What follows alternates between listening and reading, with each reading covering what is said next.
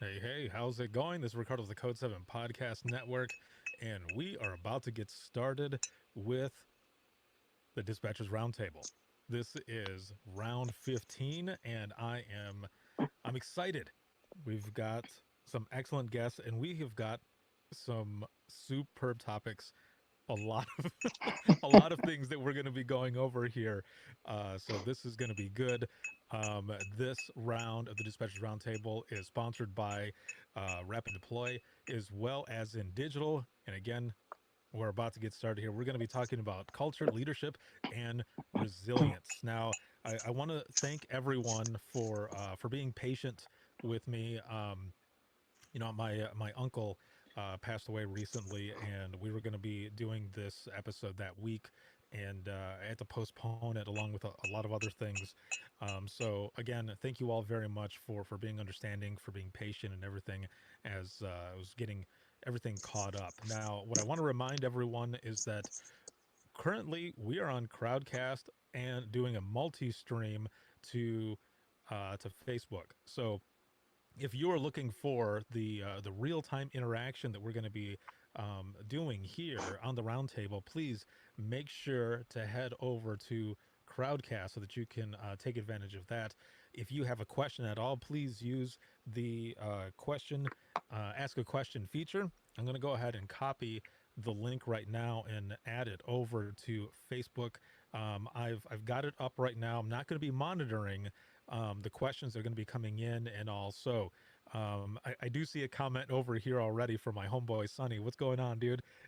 I'm gonna go ahead and put this in the comments. Again, if you are looking for the real time interaction, hit up that link and come over here to Crowdcast. This is where we're going to be at talking and going through everything here for the Dispatchers Roundtable. Before we get started, I do also want to mention that in just a few weeks, we have the Be the Difference conference that's going to be held here on Crowdcast as well, here in the platform that I use for all the virtual events that I'm going to be working on.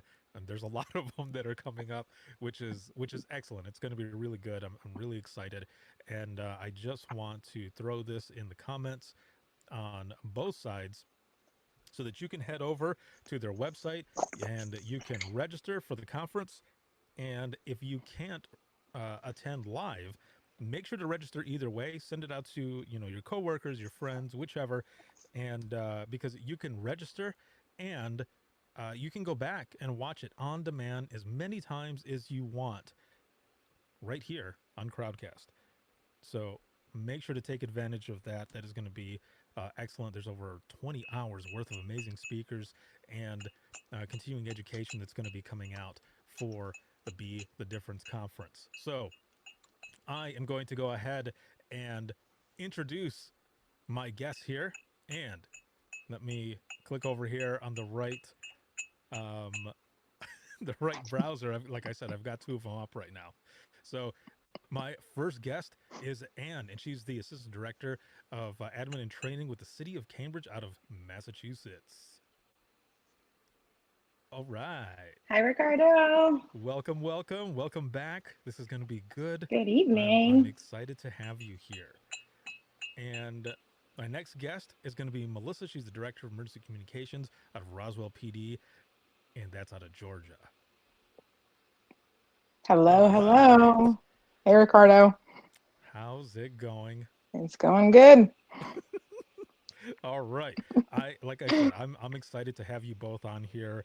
Um, there was, we were in a messaging group on Facebook, Hmm. and we had been talking about this. And these were some topics actually that you all had, and I had read them over, and I thought this is going to be good. And then you had some questions as well that were brought up actually in the 911 Wonder Women group that good friend Sarah Weston runs over there. Shout out to Sarah. How's it going? And Yay, Sarah. these questions that you all had put out there for these topics is culture, leadership, and resilience. Man, there's a lot of stuff here, and I was reading over it, and I was typing up some of the notes to send to you all, and I thought this is a lot of stuff to go over. but this is going to be good because this is stuff that I feel is needed to talk about. We need to talk about this stuff. And I'm looking over here on Facebook really quick, and we've got Tyrell. What's going on, man? Ray, what's up? And then Jeremy, hello, hello. Again, if you haven't already, if you're on Facebook right now, the real time interaction is going to be over here on Crowdcast. Hit up that link and join us over here on this side because the questions that end up coming out, there's not going to be monitored or anything over here on Facebook. So we're going to go ahead and get started. One of the first things we want to do is we're going to look at culture. The culture of 911. And one of the first things, and I had posted this out there on social media, and no one answered. Nobody answered it. I'm assuming because they don't know how to answer it. Maybe they weren't sure. But for those who are watching, I want to know what you think as well as we're talking about this here. So, how would you describe the culture of 911 dispatch? So, Anne, let's start with you. I would say that our culture is definitely unique. Um, I feel like a lot of times we do have the dark humor and we have the calm center interactions that sometimes aren't as nice or as bright as we would Yeah. like them to be. Um, Yeah. Definitely think that, culture is, this conglomerate of things. It's not just, how we handle those calls or but how we handle ourselves as well. I agree. There's a lot of different things, coming into, dispatch. I remember in the beginning, and this what I'm gonna say kind of hits all three that we're gonna be getting into. Getting in there, and even right off the bat, not even just the central dispatch, but the little small police department that I was at. It was so different. It was nothing Mm-hmm. that I had ever dealt with before, and it was crazy to come in and work with with all these officers doing amazing work, but then hearing some of that dark humor, and I thought, what? Like, should I laugh at that? but then I learned. But some of that humor, some of what it is that we deal with ends up, I guess, kind of shaping a little bit how we act, react, but also when there's new people that are coming in, that culture, whether it be the good pieces or the bad pieces, it ends up going into that next generation that's coming in, and some of it we have to pull back. Mm-hmm. Others, you know, um, what about you, Melissa? What do you think about Well, the culture? How would you describe it? I I interpreted your question a little bit differently, actually. Mm-hmm. I mean, very similar to what Anne said, but and I see Halcyon said it too. Your coworkers probably see more of your emotional range than your family, and that's really true. So Mm-hmm. it's the dark and twisty humor. Um, you have to have that sixth sense of humor sometimes. It's how we deal with stress and how we get through it. But in the Right. other sense, there's just such a unique connection that's made between all of us that is just unspoken, but it's just there. Um, and Ricardo, I didn't do this on purpose. You asked, okay. So when you started, I'm gonna give you props again, because when Mm-hmm. you started your I am 911 movement a couple of years back, probably more than a couple of years, like we just saw this movement, come across the country that connected all of us together, of people we'd never met before, and it just took off like wildfire. I mean, Mm-hmm. for me, it is still difficult to explain to like my family and things, the things that we do, or why, even as a director now, a call that one of my staff member takes, why it affects me in the way it does. It's difficult to explain, but I know I don't have to explain for to a family of thousands of dispatchers out there, because I know you get it. And that's the connection that was created with what you started, and now Sarah and Halcyon are continuing it in the Facebook groups, and Brendan with the humanizing the headset. There's just such a different culture going on in 911 now than Mm-hmm. there ever used to be before. So, but yes, inside the 911 center, And you're supposed to stop me when I start talking a lot. No, Come no, no. on. This is good. We're like 5 minutes in and you're not doing a very good job. No, you're It's making okay. I'm just very good enjoying the points. show. Oh goodness. Yeah. But No, these are very good points. So there are different pieces to the culture. Like you're talking, the I am 911 movement. It became sort of a peer support tool. yeah. You've got all Hmm. these stories that are coming out. Everyone was um, getting connected in a way that we had never been able to do before, right? Because and even now there are still a lot of people out there that don't feel completely comfortable with Hmm. sharing certain things. We don't want to look weak. We don't want to Right. look like we can't hang, like we can't handle it or whichever.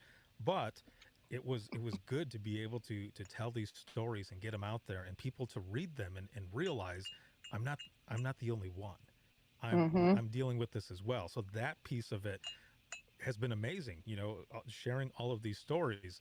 But again, there are other pieces of the culture where you're like, damn, you know, and that, I know that it's a lot of stuff that everyone is addressing as well in continuing education, learning so many different things that we're going to be getting into here. And you even have, kind of a story of transforming, the center from negativity and exhaustion and burnout to positive culture of inclusion and empowerment. But before we get to that, we've gone through this description, and I'm going to try to keep the comments over here on Crowdcast track of them as much as possible.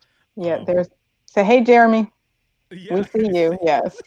My M&M's mug, Jeremy says completely nuts on the inside. So it's there an was a M&M reason. mug. Yes. Thank you. Oh, aha, very nice. I like that. Well, for those of you who are in the comments here in Crowdcast, if you have a question for the panel, please make sure to use the Ask a Question feature, because then we can keep track of them better. And once we answer them, those pieces can actually be documented, recorded, and when people come back to watch them, it'll take them right to that answer. So that's one of the best parts about this, along with the real time interaction here. But so we've talked about a little bit of the culture of dispatch here, but one of the things that was brought up in some of the questions and answers that you all had posed over the 911 Wonder Women group was the experience gap. Now, this was something, reading this, I thought, oh man, I kind of dealt with this myself, being in dispatch, and then when the opportunity came up, now I felt like I was experienced enough, but there were probably others that had been there a lot longer who maybe they didn't feel like it. So let me just read how it's written here, and then I want to get your take, the both of you, on this. So it's addressing the experience gap, and what was brought up was, sometimes leaders are not the most experienced in the field. They are the ones that stepped up when the chance arose. How does one feel confident in their abilities and gain respect from the more seasoned dispatchers? And then to go on the opposite end of that, how does one reach the seasoned dispatchers to kind of check their ego at the door and feel better about the dynamics and help nurture those leaders to the best of their ability? So I know it's loaded. There's a lot there, but maybe we have all kind of dealt with this, and those watching, and maybe you've been on the side as well, or the other side as a seasoned dispatcher. Like I said, when I ended up moving up, I had been there, I don't know, 4 or 5 years already. And people were telling me, you should move up, man. You should move up. You should be a supervisor. And then I did. But then I ended up working with a team who had way more years of experience than I did. And it was, it wasn't, it wasn't obvious, but I could tell there was a little something there like, is he going to be able to do it? Hmm. Um, so, Melissa, we'll start with you on this one. What are your um, thoughts on this? well, I did just side note, I did just get a message from somebody that said your volume is pretty low. Now, I mean, I can hear you fine. I don't know how everybody else is. And I don't know if that was from Facebook Live, but okay. So I have one big thing to say about that is having a title does not make you a leader. So I mean, you can have all the experience in the world, or as many years of experience, and there's still going to be people who know more than you. Your staff may know more than you, and that is perfectly fine. It's a matter of how you handle that, um, is and how you are perceived, and the perception there. So I would answer that question by saying, or advising somebody, to whoever comes into a new leadership position that may or may not have as much experience as somebody else, is it's not all about experience. It's about selflessly serving others. It's about listening and empowering and inclusion. I just saw Sarah say it on the chat. It's about including your staff and recognizing that you have staff members who have more knowledge or have specific knowledge. I mean, I can tell you right now, I say this all the time. My deputy director has a ton more knowledge than I do on the technical side. But does that mean that I'm not a good director? Well, I mean, well, I hope not, but I'm sure I have some staff members out there watching right now in Facebook land. But I don't, we make a great team, because, and I wholeheartedly recognize the fact that I don't know nearly as much as he does, and that's okay. So, Anne? Yeah, I think Melissa and I, we've talked about this immensely on our Mm-hmm. own time. And especially when you're trying to establish your credibility going into a new agency. Right.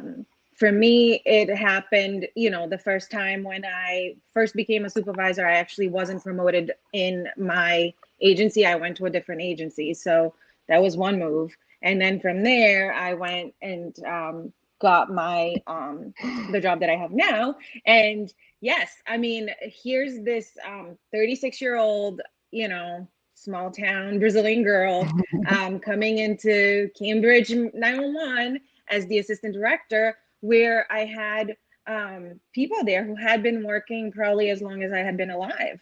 Mm-hmm. So it's you have to recognize that and give it the value that it has, right? Like, for me, those people are super valuable because they're the ones that can teach me how to do things in Cambridge, right?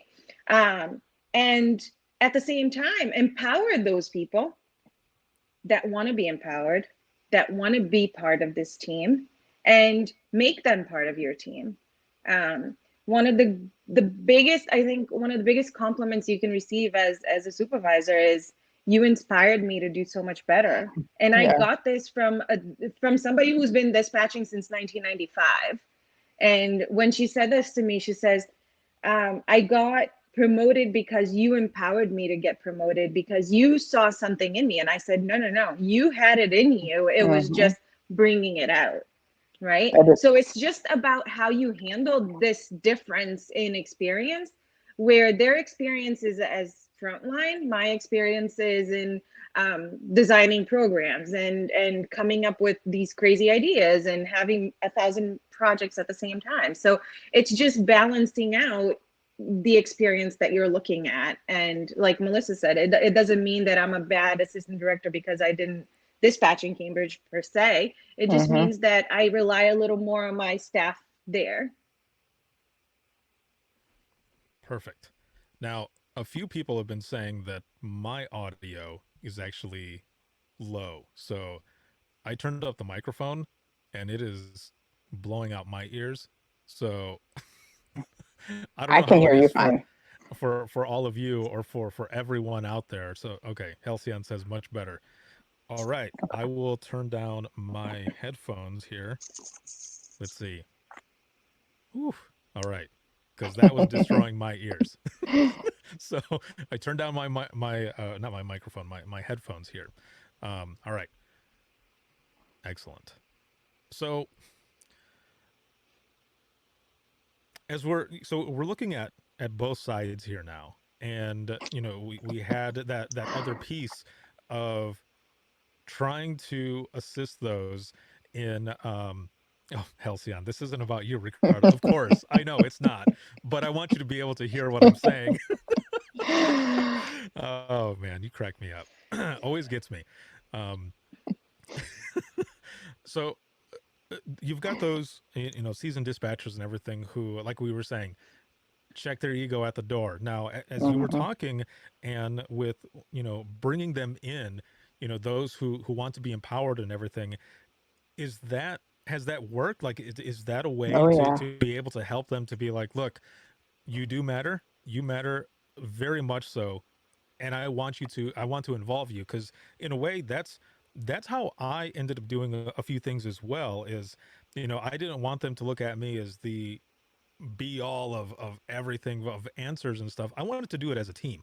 I wanted us to be able to come with these decisions. Of course, there's going to be some decisions that I'm going to be the one that has to make them because I'm the supervisor. However, I wanted their input. So, Hmm. what other ways, I guess, are people can, um, what can they do to be able to nurture this, um, and make it a team? Continue to make it a team. Well, I think the first thing is like recognize that you don't know everything. Yep. Mm, Like as a leader, you don't know everything. You're learning every day. And having the humility to actually sit down with your team and say, hey, I know I'm new here. We can do great things together. How can we work together? It's a hard conversation sometimes. And sometimes you're like, well, why do I have to tell them this? They should Hmm. know, but they don't. They really don't. Um, for me, especially with this team, because I had never been exposed to, I had one friend who was a dispatcher who had been doing it for 30 years. Fine. Yeah, we had that one. But when I got to Cambridge, I had five, six of those 911 lifers, and it was just so amazing. I was so amazed to see it because people actually wanted to do it as a career and had dedicated their whole Hmm. careers to it. So having this also mutual recognition of like, I understand what you're going through and I appreciate your work so much, I think helped bridge this little gap in the beginning of like, oh, where's this new girl coming from? Where is she going? I offered them a lot of one, I recognize somebody every month, regardless of what is going on in my life or in anything. There's always a shout out in the room from me to the dispatchers. I've done this since day one, since month one at Cambridge Now One. And one of my saltiest dispatchers said to me not long ago, he said, when you started doing that, I thought you were full of it. I honestly, the first couple of times I saw it, British I was accent. like, Yeah. this girl is out of her mind. And he said, you have been so consistent with this that I actually look forward to seeing what you're going to write next month. And I was like, oh, something. That you just like took the words right out of my mouth, because that was what I was going to follow up and say. The most important thing to do is be consistent. I had somebody say that also to me like 6 to 8 months into my tenure at Roswell, when and I asked, it was one of the supervisors, the newly promoted supervisors, and I said, so like how do you think things are going? Like, I think things are going pretty well, but what do you think? And one, again, there's that we're asking for feedback, and people want to feel valued and that their opinion is valued. People are what matters. I don't care what anybody else says. You value and appreciate your people, and you genuinely care about them, you're leading selflessly and serving selflessly, it is going to show, and be consistent about it. So anyway, the supervisor asked me, she's like, well, I'm going to be honest, we're just sitting here waiting for the other shoe to drop. And, it's 5 years in and that other shoe hasn't dropped yet, thankfully. So it's incredibly humbling, but I also, from some of the questions that came through, and also from my center in the past before I got there, no disrespect to the previous administration, I understand everybody has different leadership training, but it just also makes me incredibly sad that there are still leaders out there who have not quite gotten the point of, it's the people that matter. People come first, the staff come first, the team comes first, and it is truly a team. right. Yeah. So, Jeremy over here has got a couple comments, and it looks like to Anne's point, but saying, that's Hmm. because it's so uncommon to our profession, or in our Yes. profession, for leadership to speak with Hmm. frontline personnel, and also saying, the best and most progressive leaders are taking steps to change that negative atmosphere. on their operation floors. And thank the Lord that it's Yeah. happening, because in a lot of places it's not. So one of the other points that was brought up, that we had on our notes is, how do we cultivate the same leadership and culture mentality um, one has within the entire team? How do we stay positive and get on the same bus? It's not easy. I mean, from a team member's perception, when you have naysayers and you have some toxic people, I mean, I know every center has experienced that. Something I learned a couple of years ago too is that as a leader, it's it's not always what we've always done, or that a dispatcher is a really good dispatcher. They just have a really bad attitude, and that's like just kind of push it off to the side. That's not acceptable any longer. And I got some great advice from somebody a couple of years back on that. And stating that we we have to measure behavior just as much as we measure performance. And so most 911 centers, if not all, hopefully all, do have a code of ethics out there, the APCO's PST code of ethics, or whatever your agency has adopted for your code of ethics, and a code of conduct. And negative toxic behavior, rolling your eyes or scoffing at a supervisor, or talking crap. Can I curse on this? Is that okay? You can say whatever you Okay. want, my friend. Talking crap about somebody on the floor, that's not acceptable behavior. That's not projecting positivity out there. And nobody says that. I saw that, Jeremy. Nobody says that you have to be everybody's like BFF out there, but you have to have some sense of civility out there on the floor. And as supervisors and directors and leaders, we have a responsibility to make sure that behavior is corrected. And if it's not, then there needs to be consequences to that. But in the same sense, I also believe that there is self accountability, and then there's peer to peer accountability as well. So I don't I did this many years ago, and I don't believe it. There's been many years when I first became a supervisor, I stopped believing this. I don't believe in waiting for leadership. I don't believe in waiting for supervision. And I think that was also one of the questions. I don't. I'm so obsessed with General McCraven's speech about, if you want to change the world, start by making your bed. Now, my disclaimer is, I think my mom is probably watching on Facebook Live right now, and she's going to be like, but you don't ever make your bed. So, disclaimer is, I've been really charged up in the last 2 days and passionate, because I felt like changing the world this week. So I made my bed 2 days in a row, just throwing that out there. But the whole Well done. point of that is, you don't wait for leadership. You don't wait for supervisions, and you don't just sit there at your console just being pissy about what your supervisors or leaders are doing or not doing. Choose your attitude and start change the world. I agree. And I think There's from like a leadership point is like, I tell the dispatchers all the time, I'd rather you come into my office and yell at me Mm-hmm. and, talk to me about what's going on than talk about it on the floor. Yep. I'd rather you bring the negativity in here where we can talk about it and we can, try to sort it out. Because they also know that I don't take anything personally. Mm-hmm. Somebody can Mm-hmm. yell at me and curse at me, and the next day I'm like, hi, how are you? And Right. I'm fine. It rolls.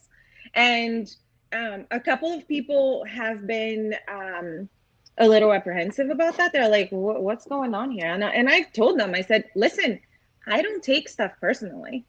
This is my job. I'm here to do a job. I'm going to do my job. And I much rather have you come into my office and vent, let it all out, and then we'll move on. Then talk about it on the floor, then perpetuate the negativity on the floor. And I say it to the supervisors too. I'm like, hey, bring it in. Let's all Mm-hmm. bring it in. We'll have a vent fest. And then we're Mm-hmm. going to go back and we're going to do the work that we're here to do. So we also started, for that very reason, we started what we call 360 feedback sessions. So we do them, and if any of my staff is watching, I'm gonna be called on this because we're a little late in this year because COVID. Um, that's a dirty word on here. That now COVID is a cuss word. Beep. Yeah. So Yes. we try and do the shifts 360 feedback where we bring the whole shift together. Now, mind you, we've asked the supervisors to not sit in on that, not because we're asking them to badmouth the supervisors, but the supervisors have a meeting once a month with us. So they have their time. So now we're asking the shifts to roundtable with us, kind of like this. Like we say, you are in a psychologically safe environment here. We're behind closed doors. Feel free to say whatever you like. What's working for you? What's not working for you? How are your supervisors doing? How are we doing? Can we help you? How can we improve? We do that with the shift, and it sparks some really, really great discussion, and things that we may not know of. Like maybe one shift is saying that another shift is really coming in like not on time and they're being a little inconsiderate, and the supervisors were just kind of oblivious, and nothing against, they just didn't notice it the way the dispatchers did, and that's fine.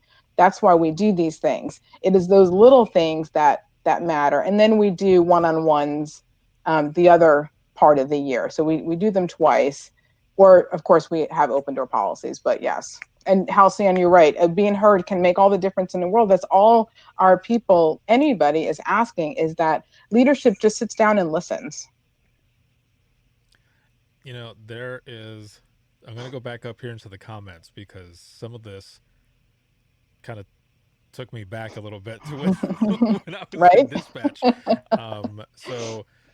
We got one here from Jeremy that says new leadership especially needs to bring the one percenters in, have one on one, and get to the bottom of the problem. Leaders also need to realize they may not be able to fix the problem despite best efforts. But there was another part in here as well, I thought.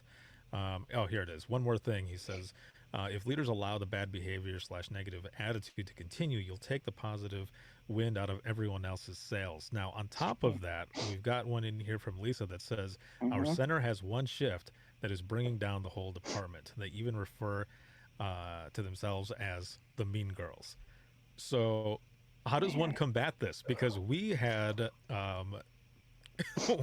time where our morale was down, and I remember in one of the staff meetings we had, I remember someone saying, your attitude doesn't dictate how I act or whichever, and I was like, yeah, it does. If Mm-hmm. I come in and I'm acting like a dick, you're gonna feel it, and you're gonna do the same thing. You're gonna be a jerk to everybody else. But if I come in and projecting this good attitude and yeah, let's do this, you're gonna feel good about it. And it was they were trying everything to try to when it came down to it, when it was work time, we worked, we did it, Mm-hmm. and we did what we were supposed to do. But we were so, and everyone is still dealing with this now, being short staffed. But the county was not letting us take, like, we couldn't take any days off. That's how bad it was at that time. And the morale was just gone. So they were trying to do all different types of group projects to kind of bring us together. And, there was still little pockets here and there that were just downers. So, how does one combat that? What do you do? And it's your I turn. think you're always going to have those people. Yeah. You're always going to have the W downers. You're always going to have the negatives. You're always going to have the mean girls. It's part of the culture. Unfortunately, it is. It is. You go to any center in the United States, you're going to find the same set of characters, different names, different addresses.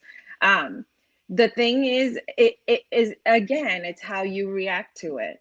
Had I reacted differently back, 5 years ago when I first started, um, I would have, probably not have been so as successful as I have been with my team. But, and it's a long process, and it doesn't have to come from the top. It can start, organically between, and I think Melissa talked about it. It's the peer-to-peer accountability. It's, people saying, you know what, I'm not going to participate on this today. I'm not going to take, part in this, and it's not going to bother me. Like, you do you, I will do me. Because I've also worked with those people. I've been, in a center, and I've been, you know, completely overworked, Mm-hmm. and to look over and see somebody else doing something or being negative, and allowed that to influence how I felt and how I dealt with things at home, and it's not healthy. So it's recognizing that you do have the power to choose what to take with you. And yeah, I'm going to add to that because I see Lisa's comment, and Lisa, you're really making me feel for you here because I've also been in that position too, as I'm sure many of us have. There is no easy answer. I wish we can just, give you this magic solution and you have the answer. There's not one. The only thing that I can strongly encourage you and your coworkers who are dealing with this is that choose your attitude when you go into that center. And I always believe this: life is 10% what happens to you, 90% how you react to it. I cannot remember where I heard that, but it is like my mantra. It truly is a matter of it's not you, it's them. It's like a relationship, right? It's not you, it's them, and it's how you are reacting to it for your own self-preservation, your own self-care. And at that point, that's what needs to come first in situations like that. So I mean, like the classic mean girl scenario is you never let them see you sweat. I mean, it's kind of all relative, right? It's all similar. And at some point, and I was faced with this not too terribly long ago, but at some point you're faced with a choice: is um, what's the purpose here? What you have to kind of dive into yourself and answer those questions for yourself, because only you can. Is my purpose to continue to stay here, and this is how I'm feeling going into work every day? That has nothing to do with the job. It just has to do with the culture. Or do I have to make a decision to see if there is something else for me? And I'm not pushing anybody to just up and leave their job. I'm simply stating is, um, don't let fear paralyze you, and don't wait for somebody else to make the change for you. Perfect. We've got a couple questions in here, and I want to read this one off. This other one that's here that came in first. This one kind of goes in probably more in the resilience part of it. We'll get to this one here as well. But there's one that came in that says, excuse me. It says, when holding employees accountable for their behavior, have you had backing from human resources? We have been advised you can't deal with bad attitudes because it is subject to interpretation. I like the idea about holding them Oof. accountable with the code of ethics. So once again, for that first part there, when holding employees accountable for their behavior, have you had backing from human resources? Yes, I have, because I have a strong code of ethics and a strong code of conduct. So Mm-hmm. if anybody needs to look at mine, feel free to email me. I will make it available to you. But it is clearly right. And I mean, documentation is key. It wasn't like a one-time deal. There was a couple of conversations with this individual, and that was all well documented. Plus, it also reflects in the performance evaluations. If you do yearly performance evaluations, somewhere on there is not just measuring performance, it is about attitude or customer service. And that goes with internal customers as well as external. So it's there, trust me. How about you, Anne?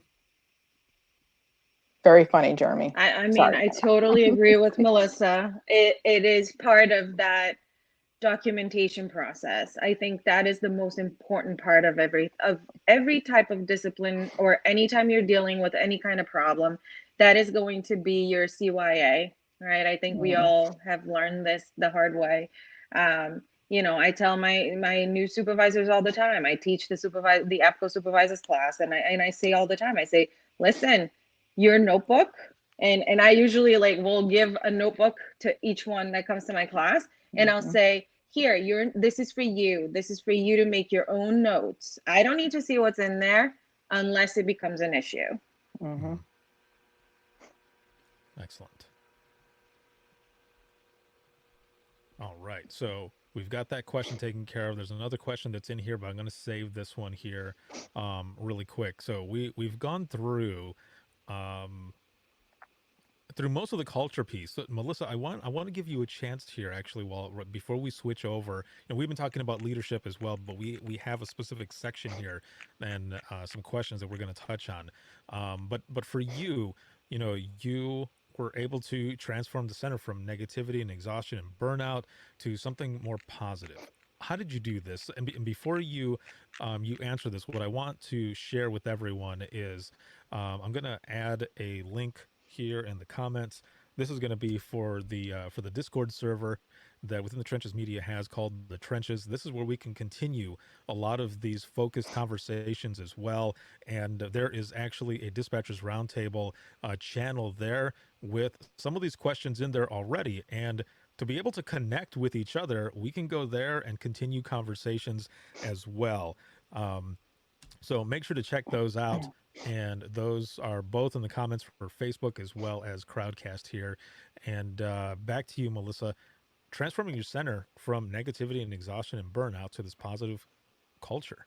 How was this done? So we answered actually a lot of it already. So when I came, I spent the majority of my career up at a center up in New York. It was a fairly large center, and I took the director job in Roswell. And it's a medium-sized center in Metro Atlanta, as you know. But they when I got there, and none of them will disagree with me, they were suffering pretty bad with some. So they were just feeling so downhearted because they were just not really valued in the past, and they were suffering greatly. So Mm-hmm. I knew it. The individual who recruited me and brought me there, he told me, he said they need leadership. They need really good, strong leadership. And so I had some wonderful mentors in my career, three magnificent mentors that I can name, that I took a little something from each of them. And before I left New York, the advice that they gave me was to listen and to observe, and, don't make any big decisions initially. And I didn't. I just wanted to get a feel for the place. I talked a lot about some experiences in the past. I asked what they wanted, and of course, like Ann said with that one dispatcher, that a lot of them were very skeptical when I was asking like what their thoughts were about certain things. And before I knew it, 6, 7, 8 months had passed, and the other shoe did not drop, and, and they were like, "Wow, like she's really is listening." And I basically gained their trust just by being there. And there's a big joke in the center, even now, 5 years later. I hit my 5-year mark in November, that I never sleep, which I have to say is not true. Um, and again, I'm sure my mom is watching, and she'd be like, she does sleep. But I would be answering an email at 3 o'clock in the morning, and the big joke out there is like, does she ever sleep? And I, if I'm home, I do answer text messages. I show my staff that I care about them. I know a little something about every one of them. I wholeheartedly believe that. If we have a critical incident on a weekend that is critical, it's why I know that it's going to bother some people. A couple of times we had a homicide one weekend, and I knew that they were okay, and I knew that they would be fine if I didn't show up. But I went to the store, I grabbed a bunch of donuts, I showed up in t-shirt and jeans, and I said, "How's everybody doing?" And they're like, right. I was like, let's eat. Like, what is the dispatcher's comfort food, right? Donuts or candy or whatever. So I literally went in and just sat with them for a couple of hours. Didn't ask them anything particular about the call, just was there with them. And those things started to slowly improve. There is that level of trust that improved. And we do have pizza parties, it's like, I talked about this on my last Dare to Be Great session. I'm not going to suggest that any leader out there use their own money. I do. I have in the past. Is like, you know what? I'm buying pizza today. Who wants pizza? Or who wants Chick-fil-A? Or let's do Taco Tuesday. And we would just have these fun events, and I would just sit out there on the floor and have pizza with them, and have those kind of conversations. The other thing that improved also is I'm a huge supporter of training and conferences. And the first time I took 6 people to an APCO conference in 2018, they were absolutely floored that all of them got to go, and we all got to go together. And so there just became a lot of that inclusion. when there were promotions out there, leadership training. And like Anne said, I recognized some of that talent in people and that they didn't recognize in themselves. The new tactical dispatch team, and I saw someone who I knew would make a great tactical dispatch team leader, and like they were shocked. And then I did have one supervisor who said the very same thing that Anne heard, was literally like, I had no idea that this was even possible in our center. And I taught some of our newly promoted CTOs recently, as I was, turning the reins over to our training coordinator for instructor certification. And some of them had said one of the last local conferences that they've been to, they were like, that some of their other dispatchers, like, they can't believe it's like that at some other dispatch centers when we have such a positive environment here. And I came from that too. Unfortunately, I did experience a toxic environment a couple of years in my career, as with many other people. But it's just about inclusion, listening to them, having those fun times out there on the floor, and just being a part of them. The little things, like Jeremy says here, little Yeah, the things little like that, things. simple actions make all the Hmm. difference, and that is Thank you notes. very, We very true. Right. I write out thank you notes for them a couple of times a year on different things, Telecommunicators Week, handwritten holiday cards and stuff, and a little something about each of them, because they each have something unique. And it's almost like a little mini performance evaluation. Like, you did so well this year on, that CTO certification, or those training a bunch of new people. It's just that little bit that shows that we do see them, that they are seen. And that's what changed the positive organizational culture, or the organizational culture, into something extremely positive. Damn. And that's how we got through COVID. Very nice. Yeah, it's like, I want to go work for you, man. That's Okay. that's that's pretty awesome. Oh, okay. All right, cool. I'll be there. No, that is And excellent. donuts, yes. Yes, yeah, exactly everything that you said, and I'm sure and you've done similar things. It's when we would have our assistant director, because our assistant director was the one who was really face to face with us.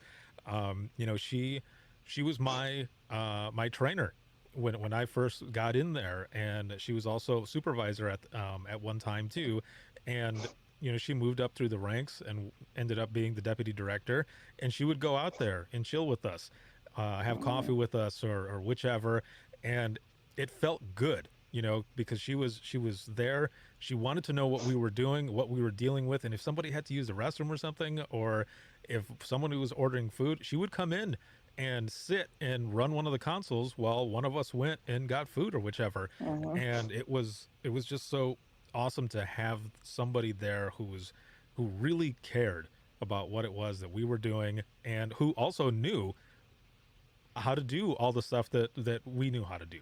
There's just that connection. It was good. So, to answer Christopher's question, yes, we do.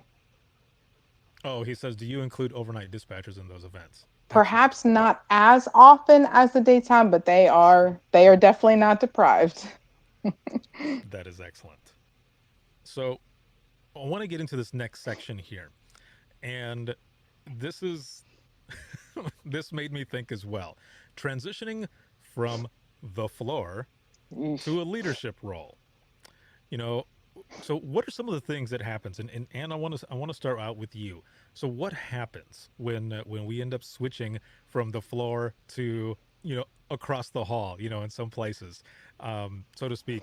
Um, do we lose friends? Not all the time, but or do we just have to find that balance between being still a friend and coworker, but also that boss, that supervisor role? And then, is there any loneliness that ends up coming with that, with a new supervisor that's coming in, trying to figure out this whole new role and this balance? Yes. No, I'm just kidding. Yeah. Like, all right, next one. Yes, all of the above. Um, um, yeah, it's tough. And like I said, I didn't grow within an organization. I grew by moving to a different one. So Hmm. I don't know that I had that experience with coworkers more so than um but I like to be friends with my staff. So I do see that as well. Like, Hmm. yes, you're going to be unpopular at times. Mhm. You are going to be lonely at times. But I think that the most important thing, and it goes back to the I Am 911 movement, the Women in 911 movement, the 911 Wonder Women. It's really finding your tribe and finding your group of people that you can rely on. I mean, Melissa and I talk to each other probably more often than if we lived right next to each other, Oh yes. because we know that we speak the same language Oh Right. yes. and we can rely on each other. So I definitely think that yes, your relationships with the staff in your center might change at times, and it might not be what you wanted it to be or how it was before you became a supervisor. But it doesn't mean that it can't be a good relationship. It doesn't mean Mhm. that you can still be friends with, the people that you work with, that you can still have fun with the people that you work with. Just know that sometimes you're not going to be able to vent to your coworker. You're going to have to go vent outside. Right. So, Yes. it's not okay for me to call in one of my dispatchers and vent to them. It's okay for them to come and vent to me. I'm fine with that, but it's not okay for the other way around. When I Mhm. have to vent, I know who to call. Oh, speed dial. Yes. Yeah. Yeah. I Yes. I I second that, and I will encourage the newly promoted supervisors, if you're facing that challenge, to have an open, honest, and authentic conversation with your friends. Make sure you express that you do genuinely care for them. It's just a little, different position right now. You're not going to change, but there may be some things that you're not going to be able to talk about, et cetera, et cetera. And but also that you're counting on their support and assistance because of their knowledge and skills and all that other good stuff that go with it. That stuff, that partnership should not change. Mm. It's just a matter of making that kind of transition. And then I'm also going. I know we're running out of time here, and it's going to be past my bedtime in 8 minutes. Um, but We I might go a also little over if that's okay. It's fine. I'm teasing. I know. Where I also encourage those of you now, and I speak from experience, those of you now who may consider a supervisor position in the future, don't wait till that announcement comes out to be like, oh, hey, I'm going to just put in for this. You should start checking your behavior and your attitude from now. Because one of Right. the most difficult things that newly promoted supervisors have difficulty making a transition is because there has been some type of negative behavior in the past and people don't forget. So start trying to change that. And we all have it. Start trying to change that behavior from now. If you want to make a difference, remember, change the world. Start by making your bed. Right. And if you're on social media, you gotta check that as well, because even if you put on there my viewpoints don't reflect my job, Mhm. they do. Yes. It Oh, doesn't yes. matter. It still reflects it. So just so you know, even if you put that on there as a disclaimer, it doesn't mean shit, because people are still going to look at it, and it's going to Mhm. reflect. That's, Jeremy over oh, here yeah, sure. says, "True friends, the truest, recognize your new role and are professional. Mhm. Those who challenge you or put you in a difficult situation probably weren't the best of friends to begin with." And let's see, he also says, to Melissa's point, you should absolutely build your colleagues up when you're making the move. Let them know you're counting on them. Mhm. It's good Absolutely. stuff. You need to Very good interview stuff. Jeremy. I mean, he's half the show tonight. I know you need to come on the next one, dude. He and I were emailing actually recently, That's so good. I got you, dude. We're gonna bring you on here. Mhm. So along with a lot of that as well, there was another point here to make on leadership is, um, how can a center prepare their upcoming leaders, for different things like this, to find this healthy balance between being, I guess, unwilling in a way to set themselves to a higher standard with this, means really is, continuing with the drama, the gossip, and everything else, and or becoming, kind of rigid and disconnected from the front line. Where's that sweet spot? Like, how do you find that? How do you get to that part of it? Because sometimes people, they're heavy on one side or the other, but there are some that find that sweet spot. But how do we do that? How do we continue to push that? How can centers prepare upcoming leaders? Is there a way? Is it possible? Oh yeah. And Yep. I yeah, Open okay. communication. There's that.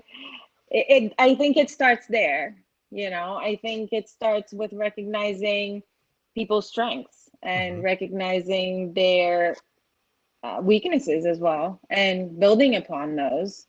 Um, I have some supervisors who are great at certain things, and then I have certain supervisors who are not so great at those things. And those are the ones that I'm going to build up and work with. Um, so it's a process. Mm-hmm. One of one of the biggest mistakes that I've seen, and I think Jeremy's echoing it on the chat here, is one of the biggest mistakes that I have seen in leadership is that they promote a supervisor and they leave them. And Mm-hmm. that is so unacceptable and it's Yeah. so not right and it's so discouraging. As a leader, you have to continue to coach and mentor and encourage and inspire and support your supervisors and your future leaders every single day. It is a constant job of empowerment and encouragement because there's and I'm a leader myself and I feel the same way of my leadership. I don't know everything. And so, if I ask a question of my immediate supervisor and I get an answer that was like, oh crap, I kind of feel stupid there. And then and that person doesn't ever make me feel stupid because I just didn't know. So and that's totally okay, but it is our responsibility. It is the center's responsibility to continue to coach every single day. And in order to do that, there has to be a level of trust. There has to be.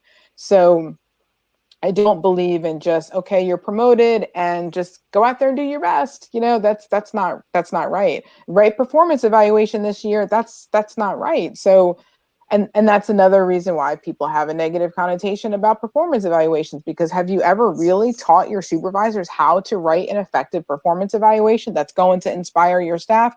It is a whole constant full cycle. So yeah, I have a lot to say on that topic and I could be here all night. So I'm very passionate about, look, my hands are going too. I'm Italian, y'all. So I'm very passionate about that topic because I've seen it happen so many times and it's so unfortunate. And if you're in a center and that's what you're faced with, I encourage you to get a mentor outside of the center. There are so many wonderful mentors out there.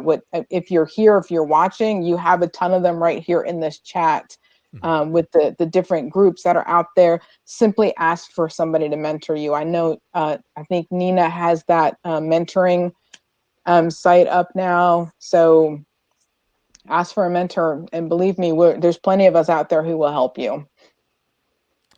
Yeah, I remember. Yep. And if you're a leader and oops, No, no, go ahead. Go ahead. if you're at the top of this is something that I say all the time. And I've said this to my director. We don't send people to training and then bring them back and don't connect it to what we're doing inside. And an analogy is you don't take the fish out of the aquarium, clean the fish, and throw the fish back into a dirty aquarium. So I love that. it has to be full circle. It has Hmm. to Yeah. be, it has to be, it has to be. And I think that's why like Melissa and I get along so well, because we have this, training mentality. We're going to constantly Hmm. build on this, and we're going to send you to a class, but I'm going to bring you back and we're going to talk about Hmm. how that's We're going gonna to talk work about it. here. And don't let her kid you. We get along because we're both really weird and we have a sick sense of humor. So there's that too. I like that. That too. Oh, that's funny. I was gonna mention, I remember one time when I was working in dispatch. It was when I first got promoted to supervisor, and there was a coworker that, you know, th- I guess they'd kind of let kind of get away with certain things, and it was now my turn to speak to this person about a few things, and it just kind of let me go as you're talking. I remember that, and I remember saying, so so you're just gonna let me go, you're not gonna, there's no advice or anything, I'm just going into this like, okay, I'm the one who's now going to be dealing with this person. And I don't usually pat myself on the back, but I'm going to this time and just say that I rocked it because I I listened to the person, and that's what they needed. And the way the both of you were talking, Mhm. kind of bringing them in and making them a part of it, something that would empower them. Yep. That's all that needed to happen, and things changed. And I remember hearing, "How did you do it?" And I was like, "I'm not going to tell you," but it worked.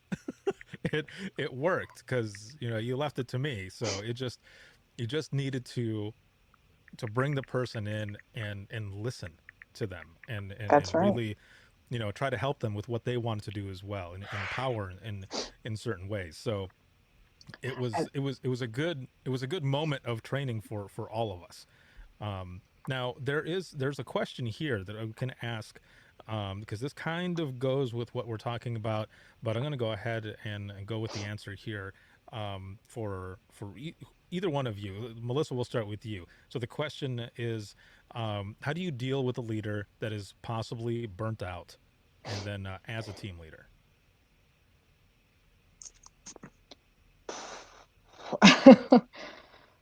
Well, that's a tough one. How do you deal with a leader that's possibly burnt out? So, I, man, who asked that question is going to stump me tonight. I don't know. I'm teasing. I kid, as Halcyon said. I kid. I kid. Mm-hmm. Um, it's I really go back to what I said before is I don't believe in waiting for my leadership or any leadership to make a change or Mm-hmm. to get inspired. It is a huge, huge plus. It is definitely the best thing in the world when you have a leader who is inspiring, motivating, and empowering and supportive. But when you have one who seems to be either checked out or that saying retired on duty or burned out and they're just uninterested, that's tough to it kind of depletes you, and it can be a little discouraging and disappointing and even rather draining. But I agree with what Jeremy's saying too. I was getting there, Jer. Maybe ask them it, if there's something going on and can you help. And um, just because they're your leader doesn't mean that they're untouchable. You can't go ask them to say, if I've noticed that you seemed a little stressed out lately. Is there something that I can help you with, or maybe talk about, if it's not violating any confidential information. I mean, you know, most of you who are on this chat know that I have this thing called RBF going on. And sometimes it's really hard to control my facial expressions if I come back from a meeting that might have been a little discouraging or disappointing or something. And especially during COVID, it's been especially challenging this past year. And I have a staff who I just love and adore and cherish so much that they know me so well now that they're like, come sit over here in the blue chair and tell us what's going on. And I mean, that was just the culture that we promoted, that authentic Mm-hmm. leadership. And of course, this is not the venting down. It is just simply sharing what I can share and be like, oh, it's just budget stuff or things like that. That's just like, I just need a break from my computer. So perhaps you just need to maybe ask them. But also, if it is something where they're completely checked out or unapproachable, that's also very challenging. And I encourage it to don't wait for leadership to get inspired. I like that, Anessa. I agree. The RBF comes with working behind the radio and phone for a while. That's going to be my excuse from now on. That is good. We'll How go about with how about that. you, Anne? Yes. I mean, I think Melissa covered it all. But yeah, I mean, don't I do the same thing. Like I'll go into the center and I'm on a mission to go pick up, a piece of paper or pick up the overtime book, and I don't say hi to anybody, and they're like, ooh, what? And I'm like, no, it's not you. It's me today. Um, it's really me. Yeah, I mean, we all have those phases. We all go through phases, and we all have a lot going on in our lives. Like that is, I think that is the most, the truest thing we can say is that, yes, I am a leader. I am the assistant director of administration and training. I did have the other assistant director who retired. We haven't hired her position yet. So I've inherited. So there is a lot going on in the back of my mind, and sometimes I don't realize that I am being harsh with people, or that or that I have the RBF going, or that I just walked past somebody and didn't see them. So sometimes people will say, "Anne, is everything okay?" And I have given them the opportunity to actually come into my office and be like, "Hey, are we okay? Are we cool? Like, is something going on?"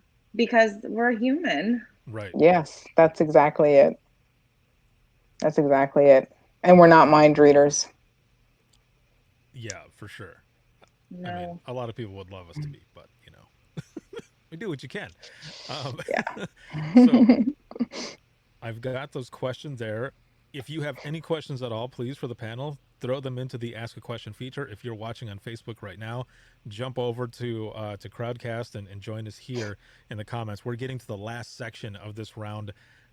I told you in our messaging group, we're probably going to need to do this in a two-parter because That's all right. there's so much information, but it's good stuff, and everyone in Mm, the comments, they're just putting out such good information here. So that's true.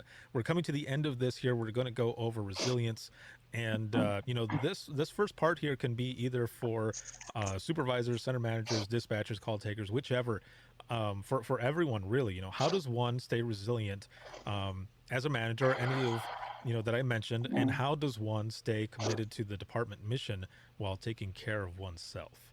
So this one was directed toward center managers, but it can be really for anyone in the center there. So You, go ahead. you know, I I know it's a very serious question, and I know Anne is smirking a little bit because I think she knows what I'm gonna say, is how we have stayed resilient, especially over this last year, is truly by relying on each other.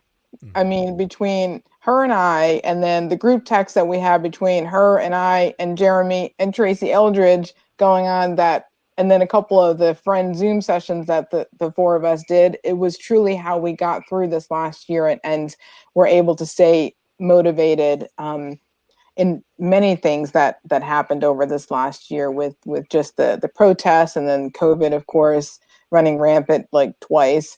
Um, you have to have I know I'm giving away our secrets, Jeremy, but you have to have a support system to stay resilient. And the other thing, I was just speaking to one of my staff members about this today. We were just having that general conversation because this person was feeling a little burnt and stressed on a few things. And yesterday I was. And sometimes it's good days and sometimes it's bad days. Yesterday I might have left work feeling a little like, oh gosh, what is the greater purpose out here? And I think I said this to Anne the other day, and I'm like, well, the one day I was so motivated, I wanted to do the round table like on Monday or Tuesday. I'm like, Monday I was like, are we really doing this on Wednesday? And then Tuesday, it's like, let's do it now. Like I'm ready. There is, it's sometimes it's up and down, and that's okay because, like Anne just said, we're human, and that's okay. The most important thing is to recognize those signs in yourself. Recognize when you're feeling a little extra stress, or you're feeling some kind of way, or as my dear friend says, like if you're in your feelings about something, that might be the time to not make any serious decisions, or to not worry about or wonder if you should get another job, or if 911 is for you, or something like that. You need to take a step back and feel those feelings, go through them, embrace them even, and then remember that tomorrow is a new day, and remember why you started. And Simon Sinek's book Start With Why. It's one of my favorite all-time books out there, and it applies to so many situations. Mhm. But there's so many days when people leave the 911 center and they feel so drained for a variety of reasons. But just when that happens, I encourage you to just go back and to remember what your purpose is. And your purpose is to affect other people's lives positively. And you do that every single day. And that's worth getting up and going to work for every single day. It really is. Perfect. Now, for Anne, the same thing, but also there's kind of a follow up here where when we're talking about morale and such, and bouncing back, being resilient. But one of the pieces here, one of the questions I guess that had come up as well was, how to get your people to understand that at a certain point morale is their issue to fix Mm, as well. It's it's hard. I mean, people don't recognize that. They look at us, they look at leadership, they mhm, look at the management team, they look at the supervisor, and they want it fixed. But there's not I can cook breakfast for my staff every day for a whole year, and I only do it 1 week a year, but I still do it. Um, and it would still not please everybody. Hmm. People would still say we have a morale problem. I mhm, could give everybody a $10 an hour pay raise, and it would still not fix our morale problem. Um, Morale is how you feel about the work that you do, and I think that it people oh, yeah. people need to start recognizing that, and it's it's independent of all the other factors, because we are in an automated, very little, you have zero control over what's coming your way, right? Like this field is the biggest morale killer ever. Oh, yeah. Because you don't know what your next call is going to be. You don't know what the next radio transmission is going to be. You have zero control over any of that. And guess what? We're all type A's. So we need that control. And the conversation at some point has to be open, and it has to be frank, and it has to be, listen, I can give you guys this is what I can give you, and we need to work together to make it better. And Hmm. it's not going to get better just by me giving, because there's only so much I can give. That's right. I used to say, one of my chiefs used to say, there's only a certain amount of pie pieces in a pie, and we can only take so much. So it's like Jeremy is saying right now, no cookie cutter approach. It's There's no overnight issue. It's not going to be solved overnight. And you're not going to solve your morale problem with everybody.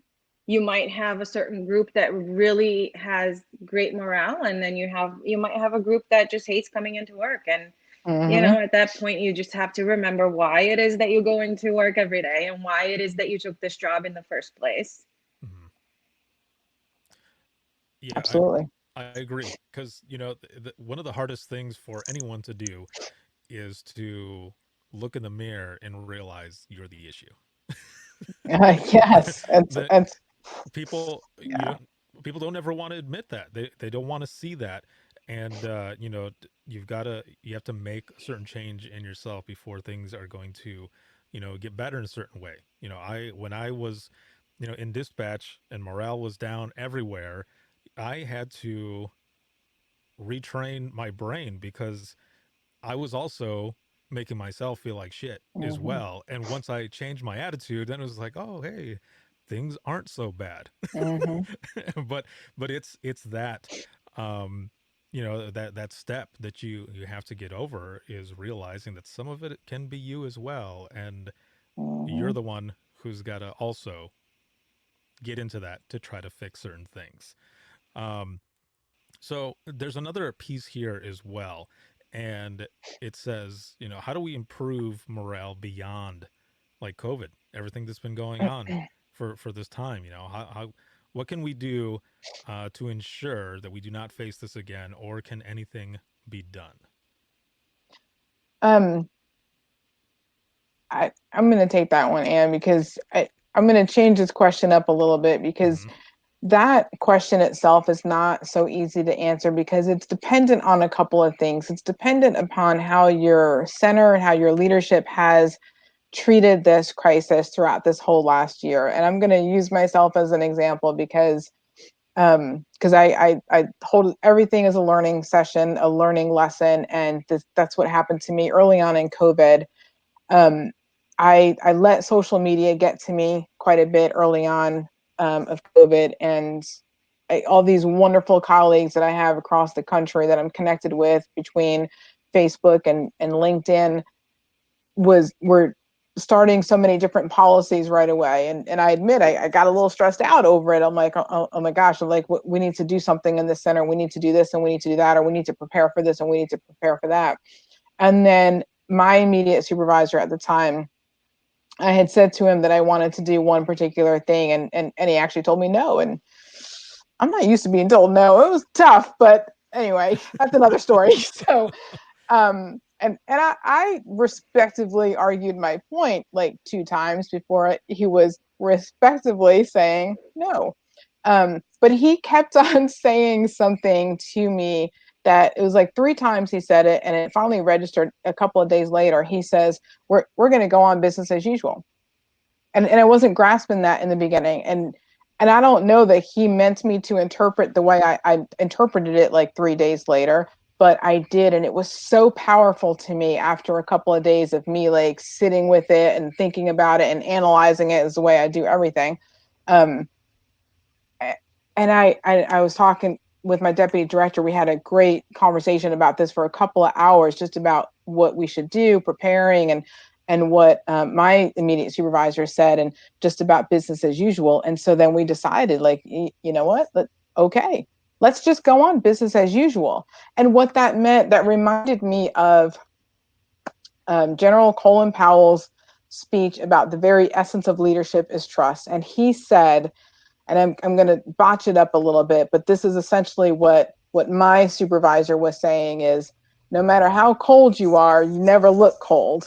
No matter how hungry you are, you never look hungry. This is what General Powell had said in his speech. And no matter how tired you are, you never look tired, because if you're cold and hungry and tired, they're going to be cold and hungry and tired. And so that is what he was trying to say to me. We're going to go on business as usual. And so what that meant for us behind closed doors was, we're going to stay present for our staff. We're not going to shut down like the rest of the organization had done for civilian employees, and work from home, or just only be there with the dispatchers, or only let the dispatchers work in the center. And no disrespect to some agencies who did that. That was your choice. And I understand that. But our choice was, there is nobody making me stay home when my dispatchers are at work during this crisis. And so we went in and we were there and we were present when we had scheduled protests on the weekend. I mean, I'm 20 miles outside of Atlanta, so we had some protests during the summertime.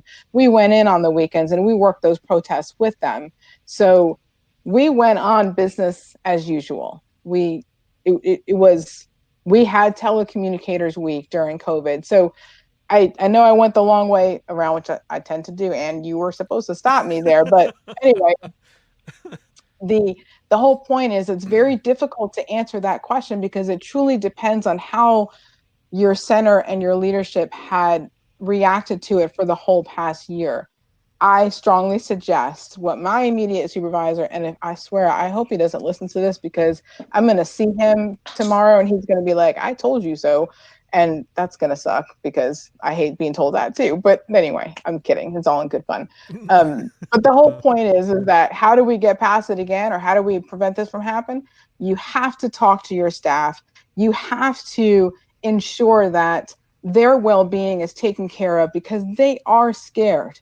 COVID is very, very scary. One dispatcher goes out, tests positive. You have to be there to ensure that your staff, that you're not cold, tired, or hungry, meaning you're not scared about the exposure or what have you, that you're be there. Say, let's focus on the facts. Let's focus on what we know. And then that's how you kind of help that mental health and self-care of your own dispatchers. That's, even though I may go home and call up my friend and be like, I've been exposed, I'm freaking out, my people didn't see that. So Right. I know we really didn't answer the question specifically because I don't think that there is an exact answer to that question. I think that's what's good about this question, though, is that there isn't just one, and Mm. there's many different aspects of it. Going along with that, then, Anne, what about yourself? Improving morale beyond COVID. Yes. It's been tough.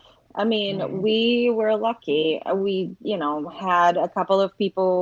I have a couple of people that are still out since March.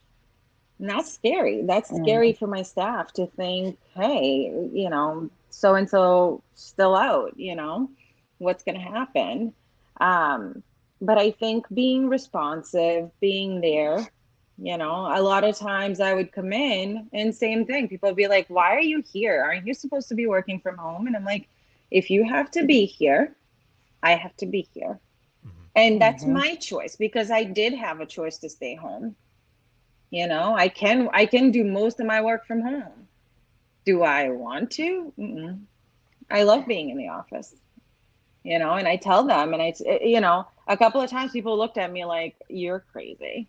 Like, why are you here? I'd be home Mhm. in a heartbeat. And I'm like, no, this is what I chose for my career. This is what I chose for my path. And that's why I'm here.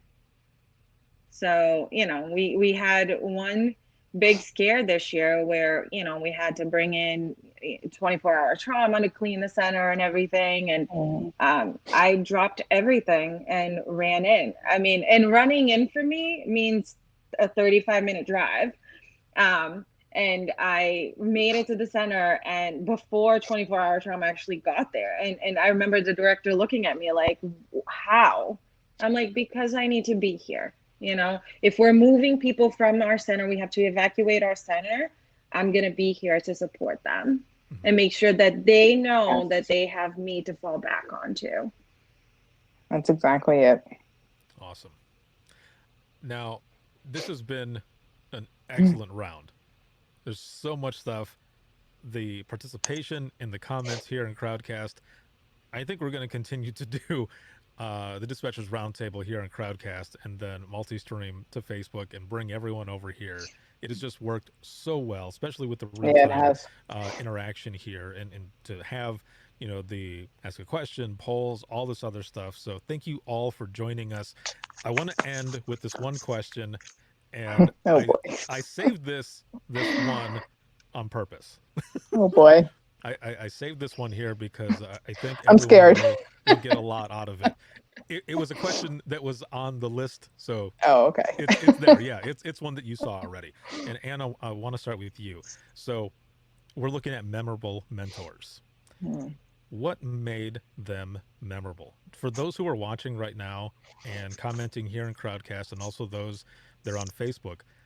Please, for your own experience as well, add this information in there because there's going to be people that are going to come back and they're going to be watching and interacting on the replays. So again, for Anne, a memorable mentor, what made them memorable, and is there anything that sticks out with you through the years that is not like typical advice? So, my one of my biggest mentors was my former town administrator, and he just the patience he had with me of like teaching me certain things and helping me put my first budget together, and willingness to actually allow me to come into his office and just be like, I don't know what to do. And his willingness to invest in me were things that really stuck with me. Those are things that I will take with me forever. He Hmm. knows that he is only a phone call away because I will call. um, and one of the biggest, I think one of the greatest things was he said to me, call me the first time you make somebody cry. And I said, what? What do you mean? I'm not gonna make anybody cry. He goes, call me when you make somebody cry.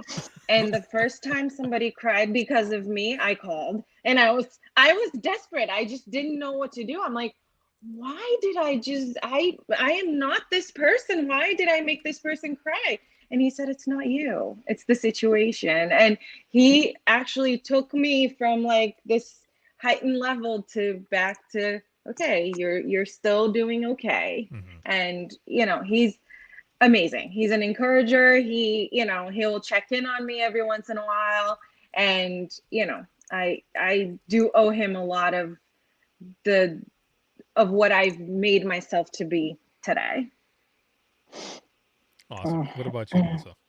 I've had such a similar experience. I've had three wonderful mentors that led me to the director spot in Roswell, and I the biggest thing is being encouraged and supported and empowered to, like, I had these ideas and dreams, and I was supported and encouraged to go do it, to the point where when the opportunity came to become a director, I went in there and I said, you're not going to believe this. Like, what do you think about this? I wasn't afraid to go in there to say, like, I might be leaving, or I sought him and her out to say, this is an opportunity. Like, what do you think? And the fact is that one of these three was so thrilled for me that they wrote a letter, and it was there at in Roswell when I went and I flew down for my interview, that they said, we just got this fabulous. I was so blown away by it that I'm like, that is the kind of support that I hope that I can continue to pay it forward.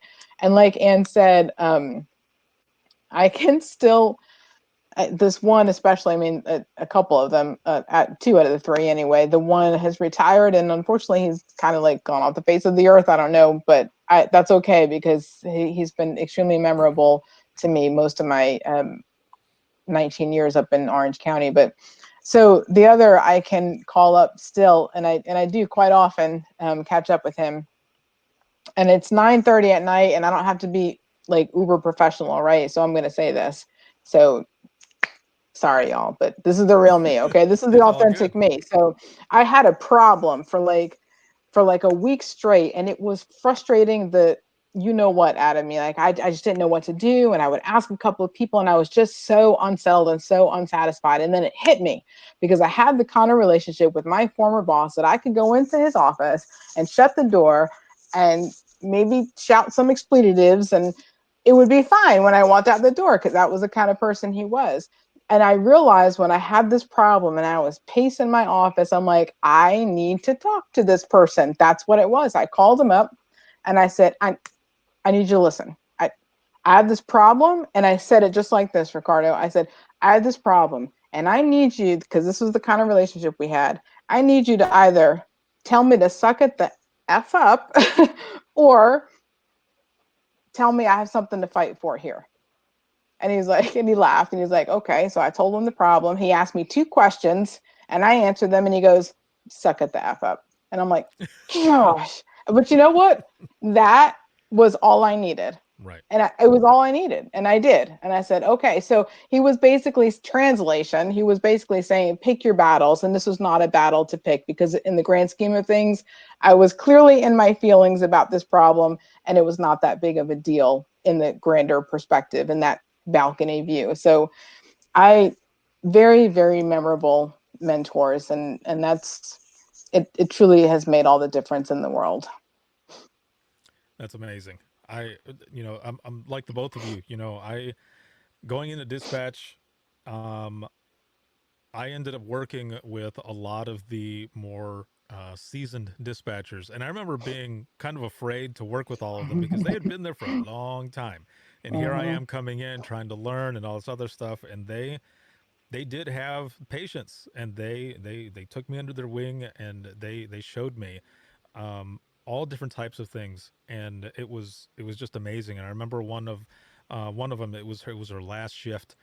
She was retiring, and I remember just walking by her and saying goodbye, and she stopped me and she kind of grabbed me by the arm a little bit, and she goes, "You're going to be just fine." And I said, "Oh," I was like, "Thanks." And another um, coworker, mentor, I would say, is my my buddy Rob, and he was one that I really watched when he was taking certain calls, especially suicidal callers, because he was the one where it was really just being a human being, just being Hmm. human, talking to someone and trying to relate to them, and him asking them, what type of music do you like? What type of movies do you like? And I remember in the beginning thinking, what?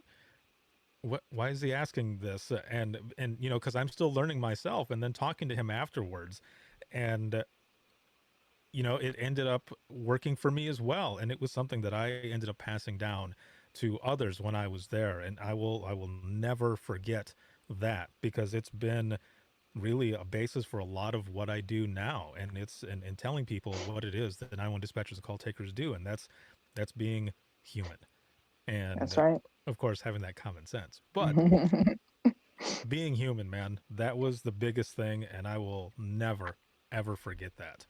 um Thank you all very, very much. We went an hour and a half, No, but this has past my been, bedtime. yeah, this has been really, really good to be able to talk about these three key topics here, and so many other things that were brought up. And again, everyone here in the comments, thank you all so very much here in Crowdcast. Thank you. Also, those who are on Facebook. Um, really, thank you to the both of you for your insight, and we're gonna have to do this again. We're gonna have to do Yes, another round or something. This let's is do it. Yes, this has been really, really good. Before I let everybody go here, I do want to do one quick shameless plug, and then I'll let everybody go. So I'm just gonna share my screen here really quick, and I'm gonna put this up here,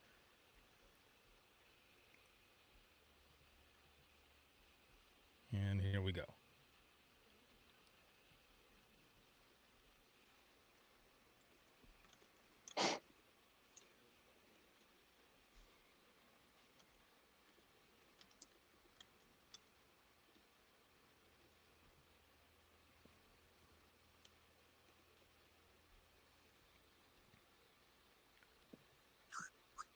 Oh yeah, Call for Oh yeah. Papers is out right now. That is out there. I'm going to go ahead and throw um the link here in the comments for Crowdcast, as well as for Facebook on here.